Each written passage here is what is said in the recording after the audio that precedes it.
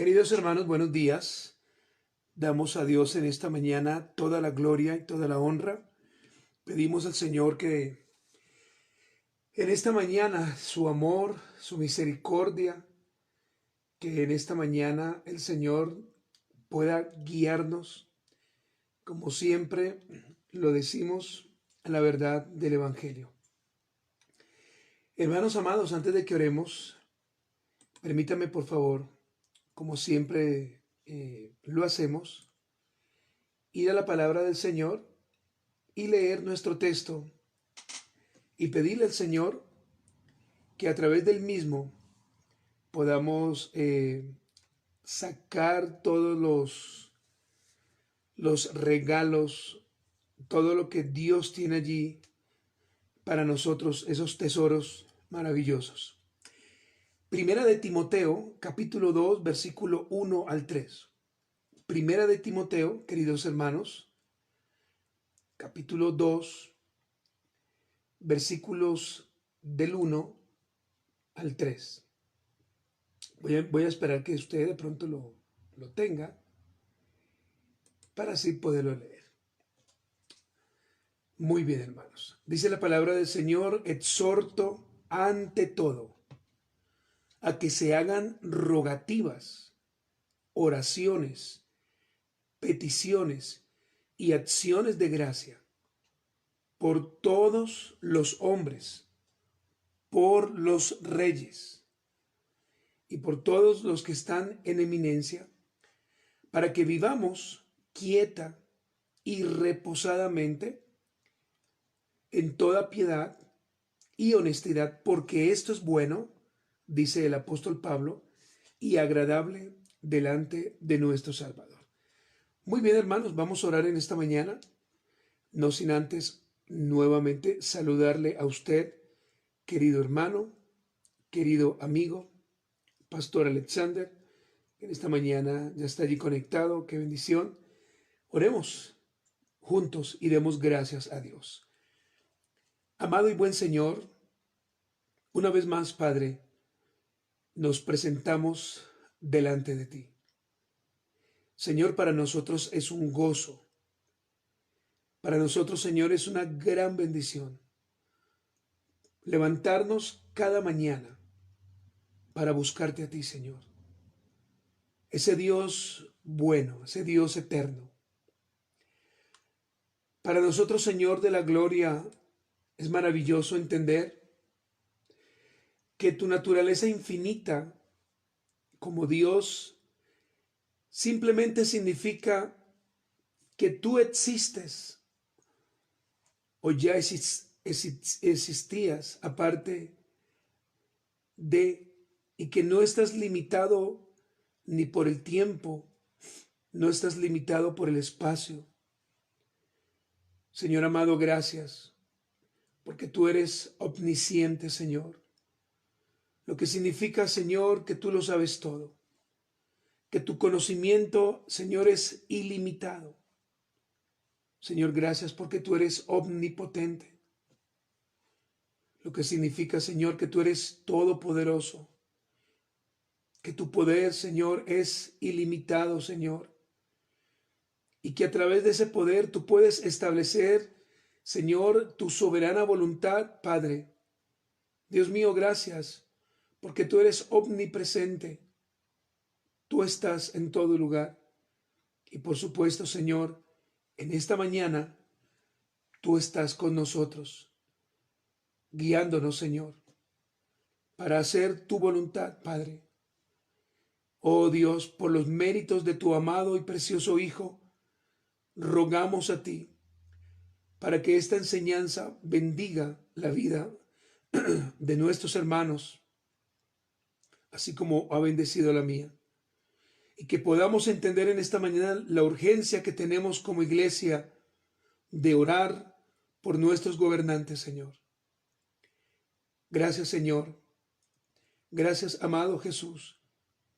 Y oramos a ti también, Espíritu Santo, pidiendo la sabiduría, el entendimiento y entendiendo claramente que tú eres Dios. Gracias, Señor. Amén. Queridos hermanos, en esta mañana continuamos entonces con este tema tan amplio, tan fundamental para nosotros como creyentes, como lo es la oración. Hermanos, la doctrina de la oración es importante entenderla, hermanos. Y no solamente es importante entenderla, sino que la doctrina de la oración es importante ponerla en práctica, hermanos. Nosotros debemos comprender, como lo hemos dicho, y creo que en la iglesia nuestros amados pastores lo enseñan, pero una congregación o un creyente que no ora, evidentemente muere. En el capítulo 1, antes de iniciar, del libro El poder de la oración en la vida del creyente, nuestro querido hermano, el pastor Spurgeon, o Charles Spurgeon, dice: la verdadera oración no es ni un simple ejercicio mental, ni una práctica de oratoria. Es mucho más que eso. Es un intercambio espiritual con el Creador de los cielos y la tierra. Dios es espíritu. No puede ser visto por ojo mortal alguno y solo puede ser percibido por el hombre interior. Y finaliza diciendo: nuestro espíritu, que ha sido engendrado por el Espíritu Santo en el momento de nuestra regeneración, discierne al Espíritu Santo, se comunica íntimamente con él y le presenta nuestras solicitudes, a la vez que recibe de él la respuesta de paz. Hermanos, orar es lo más glorioso que podemos nosotros hacer como creyentes. Hermanos, la oración es, como lo dije ayer, la flecha para el arquero, el agua para los peces, el tanque de oxígeno para un buzo, el pincel para un pintor, el corazón para un ser humano, la silla de ruedas para alguien que tiene alguna parálisis.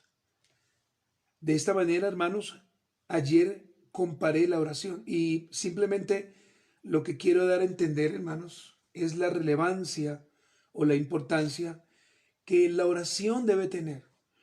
No nos sirve de nada, hermanos, asistir el día domingo a nuestro culto o a nuestro servicio público y solamente depender de la oración del pastor. Necesitamos diariamente orar. Hermanos, el día de ayer enseñamos la responsabilidad que tenemos como creyentes de orar por la obra de Dios, por aquellos que hacen la obra de Dios para que se haga a cabo. Y el día de hoy, hermanos, voy a enseñar lo siguiente. Como creyente responsable ante Dios, debo entender a través de su palabra que el llamado que tengo es orar por los gobernantes de este mundo. Y esta va a ser la primera parte. Y dentro de este concepto, hermanos, vamos a considerar en esta mañana, en primer lugar, qué es un gobernante. En segundo lugar, vamos a mirar cómo el Antiguo Testamento nos presenta muchos hermanos en la fe que fueron perseguidos y afligidos por el nombre de Dios por medio de algunos malos gobernantes. Y vamos a ver también cómo la iglesia primitiva fue perseguida por hombres de autoridad o gobernantes. Y finalmente veremos algunas conclusiones y algunas aplicaciones. Entonces, hermanos, el primer punto es este. Responsablemente, como creyente, debo entender que Dios me llama o me ordena a través de su palabra a orar por los gobernantes de este mundo. Y vuelvo y le reitero que esta es la primera parte. Y el primer punto que vamos a desarrollar es este. ¿Qué es un gobernante? Un gobernante, hermanos, para que lo tengamos claro, es alguien al cual se le ha otorgado una autoridad o derecho para que pueda liderar sobre un pueblo o sobre muchos pueblos. Y es aquí, hermanos, donde debemos nosotros ser fieles a la Escritura y decir que esta autoridad que cualquier gobernante tiene de este mundo viene o ha sido dada solamente de manera soberana y que es responsabilidad de nosotros como ciudadanos saber votar, hermanos. Es decir, cuando vengan los tiempos de elecciones, no solamente en Colombia, no solamente en Bogotá, sino en nuestro municipio Soacha, debemos entender, hermanos, que cuando vamos a las urnas, tenemos la gran responsabilidad de votar por personas de las cuales nosotros hayamos leído quiénes son, entendamos su plan de gobierno y no solamente, hermanos, como algunos lo hacen, simplemente se acomodan a un candidato porque en el futuro les van a proveer alguna ayuda económica. Esto, hermano, pues no está bien delante de Dios. Nosotros simplemente, hermanos, vamos a las urnas y votamos porque consideramos responsablemente que el Señor ya tiene decretado, por supuesto, quién va a ganar esas elecciones, pero nosotros responsablemente debemos saber votar. Hermanos, es aquí donde debemos considerar el orar diariamente por aquellos los cuales Dios ha puesto como eminencia sobre nosotros. Por ejemplo, el llamado de nosotros es orar por el gobierno nacional. Y recuerde que el gobierno nacional, el gobierno en Colombia, está formado por el presidente de la República, los ministros de despacho y los directores de departamentos administrativos. Debemos orar también, hermanos, por el Senado de la República y por la Cámara de Representantes. A estos dos se le conoce como la rama legislativa y recuerde que a ellos le corresponde formular las leyes, ejercer control sobre el gobierno y aparte de eso, hermanos, en ocasiones reformar la Constitución. Debemos orar también por ellos. Dios nos llama a orar por nuestros alcaldes. Dios nos llama a orar por nuestros concejales o los futuros alcaldes de ciudades, de municipios, por los futuros concejales y los ediles. Y aunque el tema no es si un creyente puede o no servir en la política, pues la respuesta es sí. Un creyente puede servir desde que el Señor le llame a esto. Pero un pastor no lo debe hacer. Porque un pastor ha sido llamado a pastorear a sus ovejas, no a estar en la política. Pero ese es un tema, hermanos, que después lo vamos a abordar. Amados hermanos, no es ninguna obligación como creyentes, si transgrede nuestra limpia conciencia en aquello que creemos, estar de acuerdo con todo lo que el gobierno nacional decide, ya que también es legítimo estar en desacuerdo. Pero esto, hermanos, no nos impide que oremos por ellos, que oremos para que Dios les dé sabiduría, que oremos para que Dios les dé la gracia y sepan gobernar. A veces, hermanos, seamos honestos, no oramos por eso. A veces nos volvemos en ocasiones tan religiosos o tan mecánicos en nuestra oración que simplemente oramos por lo más cercano que tenemos. Familia, esposa, hijos, iglesia, pastores, economía. Pero hermanos, que a partir de esta mañana podamos entender nuestra obligación como creyentes de orar por nuestros gobernantes. En el libro de Proverbios, capítulo 29, versículo 2, el proverbista Salomón escribe: cuando los justos gobiernan, el pueblo se alegra, pero cuando los perversos están en el poder, el pueblo gime. Es por esto que debemos orar. Y es muy posible, hermanos, que dentro de nuestras congregaciones hayan hermanos que les guste la política, les guste la ley. Y qué bueno, hermanos, es poderles apoyar en oración a ellos para que un día, si el Señor así lo quiere y si el Señor así lo tiene decretado, ellos puedan estar en esos lugares de eminencia. Por ejemplo, puede ser un edil o un concejal. O, hermanos, qué bueno sería orar todos juntos para que Dios levante de nuestras congregaciones el futuro alcalde de Soacha. Maravilloso sería esto, hermanos, poder orar para que Dios levante a ese hombre o a esa mujer que pueda liderar y que pueda bendecir también la iglesia local. Esto sería, hermano, de verdad algo glorioso. Punto número 2, hermanos. En el Antiguo Testamento muchos fueron perseguidos y afligidos por el nombre de Dios. Por ejemplo, hermanos, en las Sagradas Escrituras, específicamente en el Antiguo Testamento, vemos como algunos gobernantes se levantaron en contra de verdaderos hombres de Dios que sufrieron persecución. Por ejemplo, Saúl, el primer rey de Israel, persiguió a David. ¿Y dónde usted lo puede ver, hermanos? En Primera de Samuel, capítulo 19. Primera de Samuel, capítulo 19, versículos del 9 al 12. Primera de Samuel, capítulo 19, del versículo 9 al 12. Permítame leerlo para usted. Dice la palabra del Señor: y el espíritu malo de parte de Jehová vino sobre Saúl, y estando sentado en su casa tenía una lanza a mano, mientras David estaba tocando, y Saúl procuró enclavar a David con la lanza a la pared, pero él se apartó de delante de Saúl, el cual hirió con la lanza en la pared, y David huyó y escapó aquella noche.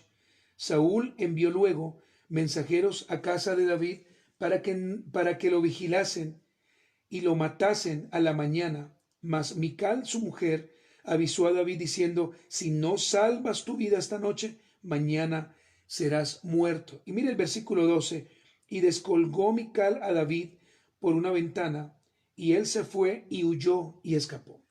Entonces, hermanos, vemos cómo Saúl, no solamente en esa ocasión, sino en múltiples ocasiones, quiso matar a David.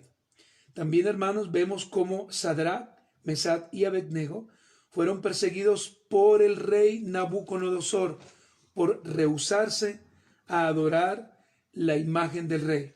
Y quiero que usted me acompañe, si lo puede hacer, a Daniel capítulo 3, libro de Daniel, capítulo 3, y vamos a estar leyendo el versículo 3 al 12. A ver, hermano, Daniel capítulo 3, versículo 12. Dice la palabra de Dios, hermanos: hay unos varones judíos, los cuales pusiste sobre los negocios de la provincia de Babilonia, Sadrach, Mesach y Abednego. Estos varones, oh rey, no te han respetado, no adoran tus dioses, ni adoran las estatuas de oro que has levantado. Ahora mire el versículo del 15 al 22. Ahora pues, estáis dispuestos para que al oír de la bocina, de la flauta, del tamborín, del arpa, del salterio, de la zampoña y de todo instrumento de música, os postréis y adoréis la estatua que he hecho, porque si no la adoráis, en la misma hora seréis echados en medio de un horno de fuego ardiendo, y qué Dios será aquel que os libre de mis manos. Sadrach, Mesach y Abednego respondieron al rey Nabucodonosor diciendo: no es necesario que te respondamos sobre este asunto. He aquí, nuestro Dios, a quien servimos, puede librarnos del horno de fuego ardiendo, y de tu mano, oh rey, nos librará. Hermano, usted puede leer hasta el versículo 22, pero solamente allí me detengo por causa del tiempo. Hermanos amados, la reina Jezabel persiguió a los profetas de Jehová. Y usted lo encuentra en Primera de Reyes, capítulo 18, versículo 4. Primera de Reyes, capítulo 18, versículo 4. Y quiero leerlo, hermanos. Dice la palabra del Señor: porque cuando Jezabel destruía a todos los profetas de Jehová, Abdías tomó a 100 profetas y los escondió de 50 en 50 en cuevas y los sustentó con pan y con agua. Hermanos amados, en el Antiguo Testamento encontramos muchos más hermanos y hermanas, siervos del Señor, que fueron perseguidos y fueron afligidos por gobernantes malos y duros, que por supuesto el Señor soberanamente ha colocado o colocó. También encontramos, por ejemplo, al profeta Amós, al profeta Jeremías siendo perseguidos. Muy bien, hermanos. Punto número 3. La iglesia primitiva fue perseguida por hombres de autoridad. De la misma manera, el Nuevo Testamento nos presenta evidencias de la persecución y muerte de muchos auténticos hombres, hermanos y hermanas, auténticos hombres y mujeres de Dios. Y todos estos documentos del Nuevo Testamento hablan de la persecución y de la muerte de cristianos que amaban al Señor, cristianos que fueron crucificados, que fueron llevados ante el circo romano, bebés, esposos, hijos, ancianos, que no renegaron en contra del Señor, sino que al contrario, queridos hermanos, amaron a Cristo sobre todas las cosas en medio de la persecución. Por ejemplo, hermanos, vemos la historia de Esteban, el primer mártir de la iglesia primitiva. En Hechos capítulo 7,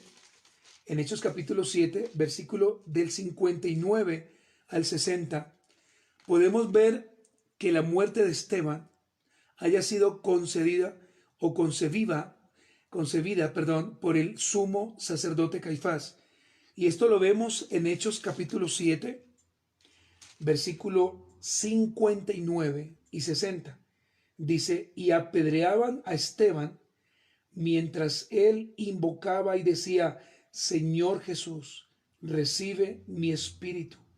Y puesto de rodillas, clamó a gran voz: Señor, no les tomes en cuenta este pecado. Y habiendo dicho esto, durmió. Hermanos, el sacerdote Caifás, conforme a la historia, se cree que este fue el que concibió que hayan matado o dado muerte a Esteban. Santiago el Zebedeo, entre los años 41 al 44, por obra de Herodes Agripa I, de la misma manera permitió o solicitó la muerte de este hombre llamado Santiago. Y usted lo puede encontrar en el libro de Hechos, capítulo 12, versículo del 1 al 3. En aquel mismo tiempo el rey Herodes echó mano a algunos de la iglesia para maltratarles y mató a espada a Jacobo, hermano de Juan. Y viendo que esto había agradado a los judíos, procedió a prender también a Pedro. Eran entonces los días de los panes sin levadura. Pedro, el apóstol, por esta misma razón, este rey Herodes Agripa I lo apresó, pero milagrosamente, hermanos, después de las oraciones de la iglesia, él fue liberado. Ahora, según la historia, Pedro murió por la persecución de Nerón. El apóstol Pablo en Jerusalén fue salvado de un posible linchamiento judío en Hechos 18, del 12 al 16. Usted lo puede observar. Pero más adelante, hermanos, vemos como Pablo muere decapitado, conforme a la historia, por la persecución de Nerón. La iglesia en Jerusalén, hermanos, también fue perseguida, y allí vemos como protagonista a Saulo. Saulo consintió también la muerte de Esteban. Y no solamente esto, hermanos, sino que Saulo acechaba y asolaba constantemente la iglesia. En Hechos 8, del 1 al 3, usted lo puede ver. Y Saulo consentía en su muerte. En aquel día hubo una gran persecución contra la iglesia que estaba en Jerusalén, y todos fueron esparcidos por las tierras de Judea y de Samaria, salvo los apóstoles. Y hombres piadosos llevaron a enterrar a Esteban e hicieron gran llanto sobre él. Y Saulo asolaba la iglesia, y entrando casa por casa, arrastraba a hombres y a mujeres y los entregaba en eminencia. Hermanos, recuerde que Pablo tenía autoridad dada por el gobierno, y por eso él podía hacer esto. En Hechos capítulo 9, versículo 1 y 2 dice: Saulo, respirando aún amenazas y muerte contra los discípulos del Señor, vino al sumo sacerdote y le pidió cartas para las sinagogas de Damasco, a fin de que si hallase algunos hombres o mujeres de este camino, los trajese preso a Jerusalén. El emperador Nerón, alrededor del año 64, incendió Roma, y no bastándole esto, culpó a los cristianos, y miles de ellos fueron muertos en las calles. Otros eran cocidos en costales, luego embadurnados con pez y quemados vivos, hermanos, en los banquetes nocturnos que Nerón realizaba en sus jardines. Esto era lo que sucedía, hermanos. Muchos cristianos fueron perseguidos por gobernantes malos. Y uno puede preguntarse, ¿el Señor por qué lo permitió? ¿El Señor por qué hizo esto? El emperador Domiciano, alrededor del año 95, durante esta persecución, el apóstol San Juan fue arrojado a un caldero con aceite hirviente, pero fue preservado milagrosamente. Hermanos y hermanas, este breve recorrido, el cual he querido traerle a usted en esta mañana, en esta primera parte, tiene solamente un propósito, y es hacerle ver con toda claridad cómo en la historia bíblica se levantaron tanto malos gobernantes que le hicieron mucho daño a hombres de Dios y a mujeres de Dios en el Antiguo Testamento, y también a la iglesia primitiva del Nuevo Testamento. Pero, aún así, cada uno de ellos, según la historia, oró por sus gobernantes.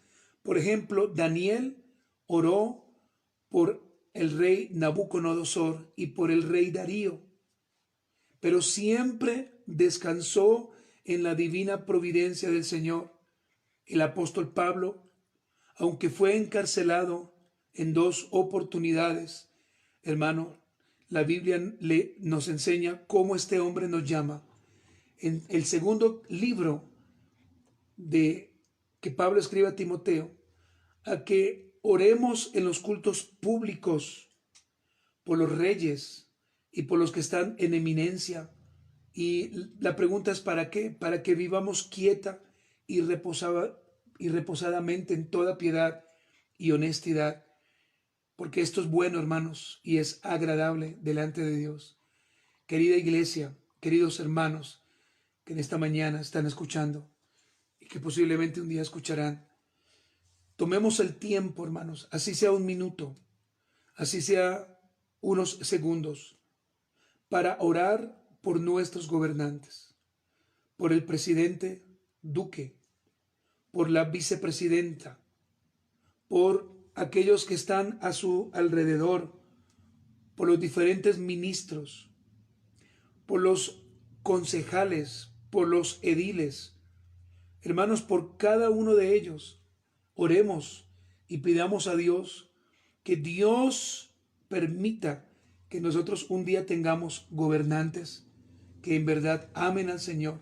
Y qué bueno sería, querido hermano que me estás escuchando, que si un día el Señor coloca en ti el prepararte para servir a través de estos medios, como lo es la política, lo hagas. Y puedas un día pedirle al Señor que permita que pueda ser, por ejemplo, un edil de nuestro departamento o de nuestro municipio mejor, que pueda ser un concejal y, ¿por qué no?, ser alcalde de Soacha. Esto sería de verdad maravilloso. Hermanos queridos, como aplicación final, el apóstol Pablo, guiado por el Santo Espíritu de Dios, da una orden la cual debe cumplirse en cada uno de nosotros como creyentes y cuando tengamos nuestra vida de oración privada y también pública. Orar por los reyes y por todos los que están en eminencia. Y le voy a invitar a usted para que incline su rostro y oremos, hermanos, por cada uno de ellos. Y pidamos a Dios para que nuestras próximas elecciones que ya vienen en el año 2022 podamos escoger realmente un buen gobernante. Que Dios nos ayude, hermanos. Amado y buen Dios, en esta mañana presentamos nuestras vidas delante de ti. Señor, queremos darte gracias por permitirnos tener el privilegio de orar, Señor. En esta mañana, como hermanos, nos presentamos juntos, armoniosamente. Primero que todo, dándote a ti la gloria y la honra por lo que estás haciendo, por lo que has venido, Señor, permitiendo en Colombia. No ha sido fácil lo que nuestra nación ha vivido. Oh, mi Dios, pero nuestro llamado como creyentes es orar por nuestros gobernantes. Oramos, Señor, por nuestro presidente. Es posible que no estemos de acuerdo con su política, pero tú no nos llamas a hablar mal de él, ni a maldecirlo, ni a repudiarlo, ni a pedir que lo asesinen, como he visto. Nosotros debemos orar, Señor, para que él pueda terminar su mandato tranquilamente. Oramos por los ministros de despacho, por los directores de departamento administrativo, por el Senado de la República, por la Cámara de Representantes, Señor, que son los que formulan las leyes, son los que reforman la Constitución, Señor. Oramos para que un día un hermano nuestro pueda estar allí, Señor. Oramos por los alcaldes de las ciudades, en este caso por Claudia López. Oramos, Señor de la gloria, por ella, para que un día se pueda arrepentir y pueda entender, Padre mío, que a ti se te debe entregar la gloria y la honra. Oramos por los alcaldes de los municipios, especialmente, Señor, por nuestro alcalde, Señor. Oramos por Juan Carlos Saldarriaga. Gracias porque le guardaste de un atentado en días anteriores. Guardaste a su esposa, guardaste a sus hijas. Y te damos gracias por nuestro municipio Soacha. Oramos por los concejales y por los ediles. Y pedimos a ti, Señor, que puedas levantar, Señor, hombres y mujeres que sirvan y que lo hagan bien, Señor. Pero que como iglesia entendamos que la política no puede mezclarse con la iglesia. Las iglesias locales solo han sido llamadas para representar a Cristo y para predicar la palabra. Señor, oro también por mis hermanos, por sus necesidades. Oro por mis hermanos, por sus enfermedades, por sus situaciones. Y oro, Señor, también por si quizás alguno de ellos que me está escuchando, tú has colocado el sentir de servirte un día y de estudiar para que pueda aplicar su estudio como alcalde, como concejal, como edil. Señor amado, muchas gracias. Te amamos y te bendecimos y agradecemos a ti por el conocimiento y agradecemos a ti por todos los hermanos, Señor, que en esta mañana se conectaron. Amén. Mis queridos hermanos, damos gracias a Dios por ustedes, por haberse conectado en esta mañana. Damos gracias a Dios por la vida de mi querido amigo y mi querido amado pastor Alexander y los hermanos de la iglesia Corona de Gloria, también por el pastor Manuel Cárdenas y por los hermanos de la iglesia local y por supuesto por mis amados hermanos y amadas ovejas de la iglesia Comunidad Cristiana Lugar de Gracia. Hermanos queridos, que el Señor nos ayude, que el Señor nos guíe, hermanos, y que el Señor nos permita, en verdad, poder vivir conforme a su bendita y preciosa palabra, que hagamos las cosas realmente de acuerdo a su voluntad, hermanos. Hermanos amados, que el Señor les bendiga, gracia y paz.